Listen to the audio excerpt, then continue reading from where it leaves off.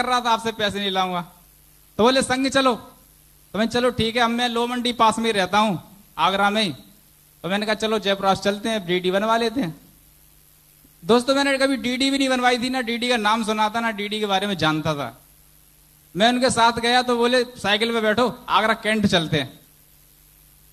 Agra cantt पहुंचे, नहीं पहले तो मैं लो मंडी की बैंक में गया तो बैंक वाले ये बोले भैया तुम्हारा खाता है क्या? मैंने भैया हमारा खाता तो नहीं है। तो बोले तुम्हारा डीडी नहीं बनेगा। सर बोले तो चलो आगरा कैंट चलो।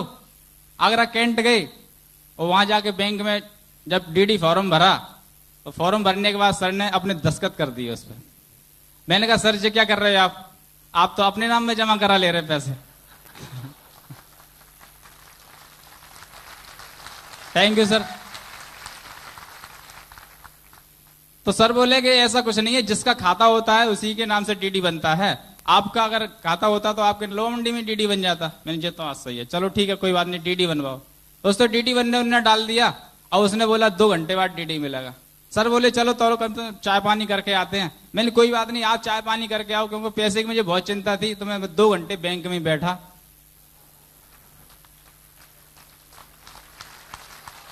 थैंक यू दोस्तों। 2 घंटे बाद जब मुझे डीडी मिला, डीडी मिलने के बाद सर ने मेरा रजिस्ट्रेशन डाला और डालने के बाद कोरियर की दुकान बंद हो गई थी। तो बोले सर अब आप जाओ, आपका देखो डीडी भी बन गया, अब हम कोरियर कर देंगे। मैं सर बस ऐसा है, आज मेरी पूरी दिन छुट्टी तो हो ही गई है, और आधा पौना घंटा सही। कोरियर कहाँ होता है? बोले संजय प्लेस में। तो मैं चलो संजय प्लेस में ही कि मैं लो मंडी निकल जाऊंगा। सर को फिर मैं संजय प्लेस लेके आया और डीडी डिस्पैच हो गया। अब इसमें बताया था सर 2 लोग ज्वाइन कराने हैं और 36 लाख कमाने हैं। मेरे दिमाग में यही थी, मैंने इधर 2 लोग तो मैं अभी फटाफट ज्वाइन कराता हूं। मैंने क्या किया कि सबसे पहले एक मेरे पास मित्र आते थे कपड़े सिलवाने, मिस्टर रवि कुमार, जिनकी अभी टोपाज की रिलेशन हुई है। तो मैंने इन्हीं को पकड़ा। मैं सर बोले, मैंने कि आप क्या करते हो? मुझे पता तो था, लेकिन मैंने पूछा सर आप क्या करते हो? मैं सेल्समैन ही करता हूं। तो मैंने आप सेल्समैन ही करते हो, मैं कपड़े सिलता हूं, मैंने बढ़िया से एक बिजनेस ज्वाइन किया है और आप भी कर लो तो आपकी सेल्समैन ही छूट जाएगी, मेरी भी सिलाई छूटने वाली है। मैंने थोड़ा सा झूठ बोल दिया, मैंने कहा सिलाई छूट जाएगी। तो सर बोले चलो ठीक है, चलो बिजनेस देखने चलते हैं। जैसे ही मेरे साथ बिजनेस देखने गए तो सर को बिजनेस तो काफी अच्छा लगा, लेकिन सर को जो प्रॉब्लम थी, जो मुझे प्रॉब्लम थी वही सर को प्रॉब्लम थी। सर बोले ठीक है तो मैं कोई बात नहीं, आप ऐसा करो फॉर्म तो भर दो। तो बोले अभी फॉर्म नहीं भरूंगा, फॉर्म बाद में भरूंगा।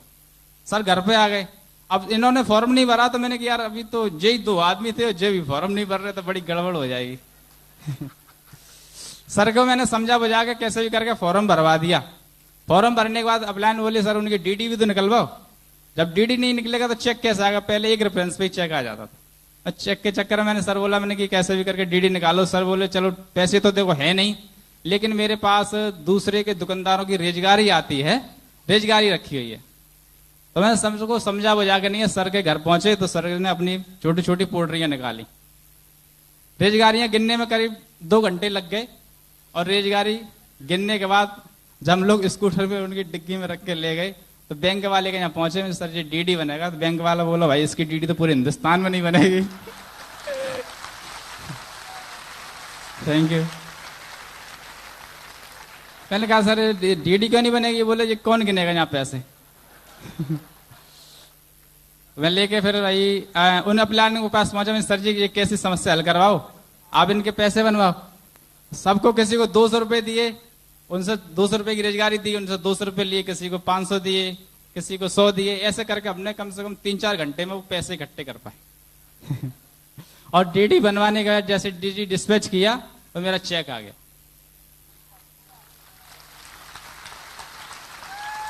और जब चेक आया तो सबसे पहले फिर एक डीडी मैंने अपने भाई की निकलवाई। मैंने कि जब मेरा कर्जा चुक जाएगा तो भाई का भी चुक जाएगा। मैं भाई के लिए फिर और कर्जा लेके आया थोड़ा सा। मैंने चलो भाई की भी डीडी भेजते हैं, क्योंकि मैंने जब मैं काम करूंगा तो लोग देखेंगे भाई एक भाई कहाँ है, एक भाई कहाँ है। तो मैंने कम से कम साथ लेके चलो, चाहे कैसी भी हो, लेकिन कम से साथ में साथ होना चाहिए भाई भाई का। तो मैंने कर्जा लेके उस भाई की भी ज्वाइनिंग करा दी इसमें।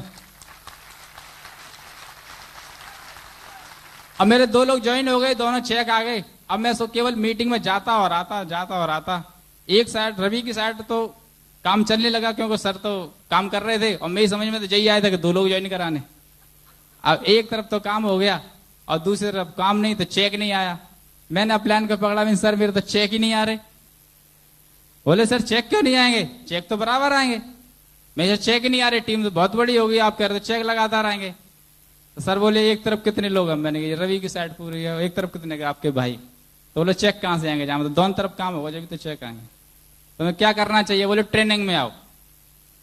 मैं ट्रेनिंग में आया, तो मैं ट्रेनिंग में आना शुरू किया, सिस्टम को समझा और समझने के बाद फिर इसमें फील्ड में उतर के काम किया।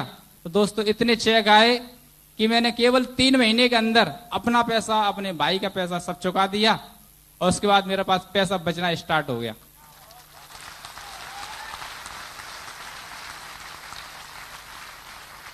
वैसे आज से सिस्टम से पहले जब कभी मैं कोई छोटा मोटा भी काम करता था, सिर्फ ब्याज वाले के पास जाता था।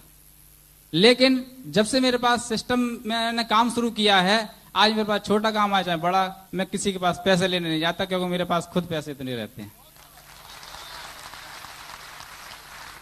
दोस्तों जब मेरे पास पैसा आया तो सबसे पहले मैंने वैसे मेरे बच्चे कहते थे बेटा पापा मोबाइल ले लो, क्योंकि हम जसवंत नगर के रहने वाले हैं। मम्मी पापा मेरे गांव में रहते थे, मैं आगरा रहता था, तो फोन करते थे, बच्चे कहते पापा फोन ले लो। मैंने यार फोन की क्या जरूरत है, महीने 2 महीने में फोन करना पड़ता है, तो 10 रुपए में फोन कर लो, और मोबाइल का खर्चा तो 200 रुपए का पड़ता है। जब 10 रुपए का काम चल रहा है तो 200 रुपए खर्च करने की क्या जरूरत है। लेकिन इस सिस्टम में आने के बाद सबसे पहले सर बोले इसमें और ज्यादा पैसा कमाना है तो फोन ले लो। मैंने सर ने कहा फोन ले लो, तो मैंने 2000 से ऊपर का चेक आया था 3000 वाला, तो मैंने सबसे पहले रिलायंस का फोन लिया। इस सिस्टम में आके फोन वाले बन गए, जबकि फोन के बारे में हम जानते नहीं थे। फिर उसके बाद कभी मेरी सोच नहीं थी कि हम मोटरसाइकिल भी खरीद सकते हैं, और मैं चलाना भी नहीं जानता हूं आज तक। सर ने बोला कैसे आए हो, मैं सर रिक्शे से आया हूं। अरे सर इतना पैसा कमा रहे, रिक्शे से आए हो, कैसे आए हो, साइकिल से आए हो। अरे सर साइकिल से आए हो। मैं सर बोल बोल के मैंने कहा ऐसा चलाऊं या ना चलाऊं, मोटरसाइकिल तो खरीद ही लेता। मैंने 44,800 रुपए की नगद कैश इससे मोटरसाइकिल खरीदी, और मोटरसाइकिल खरीदने के बाद 10-15 दिन में चलाई भी। जैसे ही मैंने कहा अब तो सीख गया मैं मोटरसाइकिल, मैं अपनी गली में लेके आया तो सामने एक साइकिल वाला आ गया। अब ना तो मैं भूल गया कि ब्रेक लगाऊं, कर रेस दूं। अब रेस भी छूट गई, ब्रेक भी दब गए, गाड़ी वहीं की वहीं गिर गई। मैंने कहा यार जो तो बड़ा काम खराब, अगर किसी बच्चे से टकरा जाती तो पढ़ाई और हो जाती काम। मैंने कहा कोई बात नहीं, मोटरसाइकिल वाले तो हम है ही हैं, हमारे बच्चे चलाएंगे। गाड़ी हमने बच्चों को दे दी, बच्चे स्कूल जाते हैं, पढ़ने जाते हैं। पहले पढ़ाई वढ़ाई भी नहीं होती थी, आज बच्चे अच्छे स्कूल में पढ़ते हैं और बाइक से ट्यूशन जाते हैं पढ़ने। अचानक ही सर हमारे रवि सर थोड़ा काम से गए थे, उनकी बाइक घर चली गई थी, तो हमारी बाइक को ले गए। मैं दे देता हूं कोई भी मांग लो। सर बाइक ले गए, बाइक चोरी हो गई। सर बोले बाइक चोरी हो गई, कोई बात नहीं है दूसरी ले लेंगे। कुछ समय बाद हमने फिर दूसरी खरीद ली। लोग बोले तुम चलाते तो है नहीं, बोले कोई बात नहीं है आती वाले तो हैं। कुछ समय के बाद क्या हुआ कि हमारे सामने एक मकान बिका। वैसे लोग जब मैं बाइक दूसरी खरीदी, लोग मुझसे कहते थे यार मास्टर ये पता नहीं क्या 2 नंबर का काम करता है, समझ में नहीं आती, टाई वाई लगा के जाता, कोई 2 नंबर का काम करता है। आज भी लोग मुझे 2 नंबर का काम करते हुए बताते, क्योंकि मेरी पकड़ों से आज तक कोई जॉली नहीं है। तो मेरे पास, और मुझे एक बार अभी गोवा की ट्रिप मिली थी, मैं गोवा गया सिस्टम में। कभी मैंने सिर्फ सोचता था कि गोवा होता है कुछ होता है, लेकिन सिस्टम में जब मैं गोवा गया और वहां से लौटने के बाद मेरे घर में कुछ ऐसी प्रॉब्लम आ गई जिस कारणवश मेरा मन खट्टा हो गया कि यार मैं घर से बाहर गया, इस वजह से मेरे घर में जो प्रॉब्लम आई। अगर मैं शायद घर पे होता तो शायद समय पे इस काम को कर लेता, जो प्रॉब्लम नहीं बनती। मेरे दिमाग में कुछ ऐसी बात आई और उस समय के लिए मैंने सिस्टम से अलग हो गया। मैंने कहा अब यार बच्चे सही तो सब कुछ सही, मैंने कहा पैसे बच्चे ही नहीं होंगे तो फिर पैसे का क्या होगा। इसलिए मैं सिस्टम से थोड़ा सा दूर हो गया। लेकिन दोस्त सबसे बड़ी मजे की बात ये लगी, अच्छी मजे सिस्टम की, इस कंपनी की, कि मैं काफी समय तक इस सिस्टम में मैंने काम नहीं किया, लेकिन मेरे पास इनकम लगातार आती रही। और इतनी इनकम आई कि सामने वाले का मकान बिका तो मैंने कि मैं खरीद लूंगा। दोस्तों 3.5 लाख रुपए का मकान मैंने नगद कैश खरीदा। और बोले यार तेरे पास इस तरह पैसा कहां से आया? मैंने कि भाई 2 नंबर का काम बताते ना आप लोग, वही करता हूं। मकान खरीदने के बाद बताया सर, सभी के पास में लैपटॉप देखता था, प्लान पे आता था, लोग समझाते थे लैपटॉप से। मैंने कहा ये कंप्यूटर हम रजिस्ट्रेशन तो डालना सीख गए थे, जैसे तैसे वैसे रजिस्ट्रेशन नहीं डाल पाता था। और रजिस्ट्रेशन भी मैं अपनी रवि कुमार जो मेरे टीम में है उनसे ही सीखा देख के। वह किसी पूछने में शर्म लगती थी क्योंकि इतने पढ़ाई लिखाई तो हम भूल चुके थे इतने दिनों में अपनी। रजिस्ट्रेशन उनसे डालना सीखे, फिर उसके बाद मैंने कहा चलो, और यहाँ पर लैपटॉप देखता था। लैपटॉप देखने के बाद मैंने सोचा यार ये कम से कम फोटो तो ये बहुत अच्छे लगते हैं।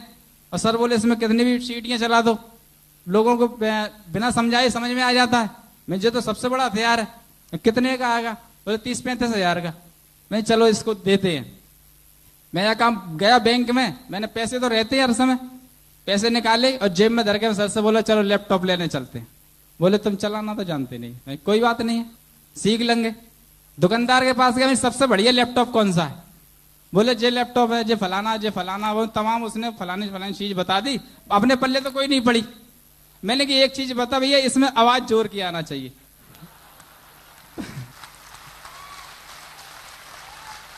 कभी किसी कमरे में अगर बैठ के मैं 10 लोगों को दिखाऊं तो सामने वाले को आवाज जोर की आना चाहिए ताकि उसके समझ में आ जाए कि हाँ ये चीज क्या है। और इसमें मैं जो कोई मतलब नहीं है, इसकी आवाज जोर के आना चाहिए, बस साफ दिखाना चाहिए। बोले ठीक है। ये 31,000 कुछ रुपए का था, टोटल करीब 32,000 का पड़ा। मैंने 32,000 रुपए उसके सामने रख दिए। अब मैंने एक काम करो भाई जी, एक बात बता दो कि ये चालू कैसा होगा और बंद कैसा होगा। Thank you. बोले मैं ऊपर से नीचे तक देखा उसने, बोला यार तुम टाई वाई बांधे हुए हो और पैसे इतने जेब में रखे घूम रहे हो, लैपटॉप खरीदे, तुम बोले चालू कैसे होगा बंद कैसे होगा, आप चक्कर क्या है? मैंने चक्कर कुछ नहीं ऐसा है, हम इस लाइव कंपनी में काम करते हैं, नेटवर्क मार्केटिंग है और उसमें केवल प्लान दिखाते हैं, लोगों को शो करते हैं, इससे हमको पैसा आता है। तो बोले पहले सीख लेते, जब ले लेते। मैंने कहा ये तो घर की चीज है, मैंने कहा अगर खराबी तो होगी और क्या होगा, दूसरा ले लेंगे। मैं वहां पर सर ने मुझे लैपटॉप दिया, मैं ले आया, फिर घर पर मैंने चालू किया, बंद किया, 1-2 दफे बस, और सीख गया। मेरे आज बच्चे भी लैपटॉप चलाते हैं और मैं भी साथ में लैपटॉप लेके घूमता हूं। इस सिस्टम से मुझे इतना सब कुछ मिला, बहुत कुछ मिला है। लेकिन इस सिस्टम में जो सबसे बड़ी खासियत है, मेन चीज है ट्रेनिंग और अपलाइन का विश्वास। कभी भी कोई भी अपलाइन अपनी ग्रुप का बुरा नहीं चाहती।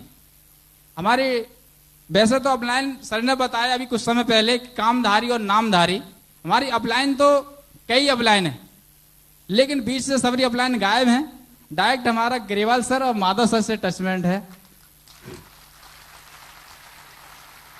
हमेशा हमें सर से एलर्जी मिलती रहती है और सर हमें बार बार कांटेक्ट करते रहते हैं। और उसी वजह से ये समझ लो आज मुझे नहीं पता है क्या सिटियों में काम पहुंच गया, वो 2 की वजह से। कई शहरों में, कई राज्यों में काम चल रहा है, टीम बढ़ती चली जा रही है, पैसा आता चला जा रहा है, पता नहीं चलता कहां से आ जाता है। जैसे सर ने एक दफा बताया दिल्ली वाली ट्रेनिंग में कि जैन सर कह रहे थे यार कैसा बिजनेस कर लिया है जो 2 लाख रुपए बंद नहीं होते, खर्च नहीं होते, तब तक आ जाते हैं। और वही चक्कर अब मेरे साथ होने वाला है कि पैसे खर्च नहीं कर पाता हूं, तब तक फिर हो जाते हैं। दोस्तों मैंने कभी 3-4 हजार रुपए महीने में कभी नहीं कमा पाए, लेकिन इस महीने की मेरी इनकम है जो 32,000 रुपए की है।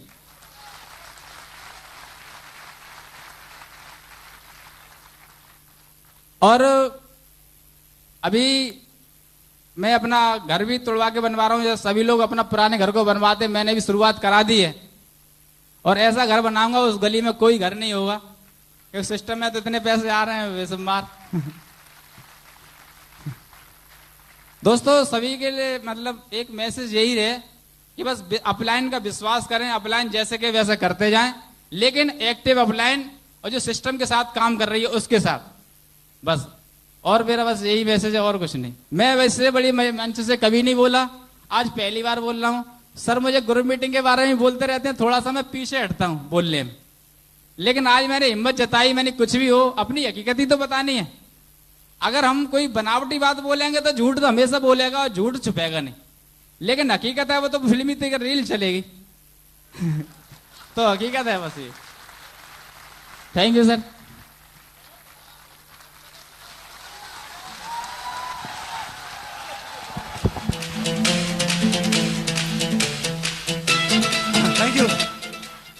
महेश जी की पर्सनल इच्छा है कि इनको संजय जैन जी के हाथों से बुके दिया जाए, तो मैं चाहूंगा संजय जैन जी आए और महेश जी को बुके दें। जोरदार तालियां महेश जी के लिए। जय हो, जय हो, जय हो। आजा आजा जिंद शामी आने के तले, आजा जरी वाले नीले आसमाने के तले। जय हो, जय हो। आजा आजा जिंद शामी आने के तले, आजा जरी वाले नीले आसमाने के तले। जय हो। दोस्तों, आज महेश चंद जी को सुनकर के मैं तो लगातार सुनते चले जा रहा था, और इनको सुनने के बाद में मुझे ऐसा लगा कि इनके जैसा वक्ता हमारे पूरे सिस्टम में नहीं है। आप बिलीव करते हैं?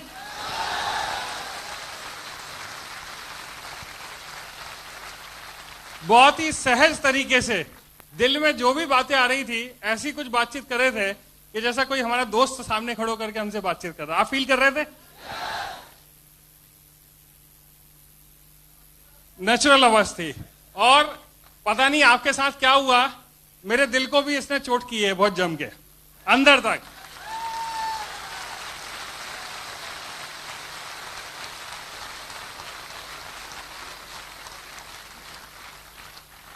क्योंकि देखिए, बोलने वाले बहुत होते हैं, बहुत सारी चीजें बोल के चले जाते हैं, लेकिन बोला और उसका किसी को मतलब नहीं निकला और उसका किसी को फायदा नहीं मिला, तो बोलना मेरे ख्याल से व्यर्थ है।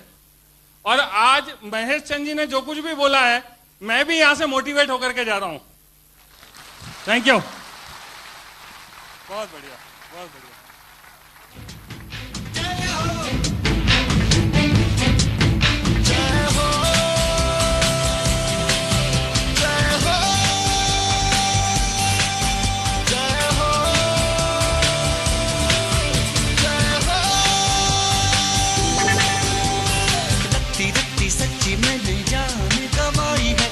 बहुत बढ़िया।